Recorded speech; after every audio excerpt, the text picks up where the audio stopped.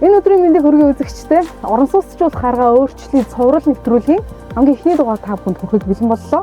Тэгэхээр үл хөдлөлийн салбар гэдэг бол тухайн улсад одоо нийгмийн эдийн засагт хамгийн чухал бөгөөд хэрвээ буруу бодлогоо бол маш эмзэг салбар хоорондын систем даамсан хямралыг үүсгэх ийм эмзэг салбар байдаг. Улсаас жишээ кейс тохиолдол маш их байгаа. За тиймээс орон сууцчлалын өнөөдрийн тогтолцоо хэрхэн зөв залж одоо хаашид үргэлжлүүлэх талаар хийсэн судлаачдын судалгааг энэ удаагийнхаа дугаараар хүргэх болно. За 2013 оноос анх засгийн газар Монгол банктай хамтраад одоо орон сууцны хөнгөлөлттэй зээлийн хөтөлбөрийг эхлүүлсэн. 3-2 нь бол хөнгөлөлттэй нөхцөлтэй байна бүх хүнд.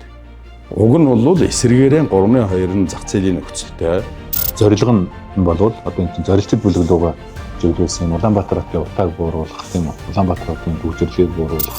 Хот төлөлт болон орон сууцлалтын төлөвлөгөөнд бол гол суурь нь бол ерөөсөө дэд бүтцийн асуудал. Ер нь аль ч улсад бол энэ зорилттой бүлгийн иргэдэд чиглэсэн орон сууцны төсөл хөтөлбөр бол орлого нийцсэн орон сууц гэж. Олон улсын туршлагыг хараад мөн одоо ирээдүйд болох эрэлт нийлүүлэлт эдгээрийг тооцож үзээд одоо манай улсын хувьд бол нэгдсэн тийм шинэ тогтолцоо эрэлт нь өндөр байгаад байна шүү. Тэгэхээр тэр эрэлтийг нь бол ийм төрийн бага хэмжээний мөнгөөр хувийн их хэмжээний мөнгөийг хөшөөрүүлж байгаа юм болно. Хөнгөлөлттэй зээлийн бүтээгдэхүүн бол Казахстан гэдэг юм улсуудыг харж ахт болоод дандаа ерөнхийдөө зорилттой бүлэгтүүд хөлчлөг өгсөн.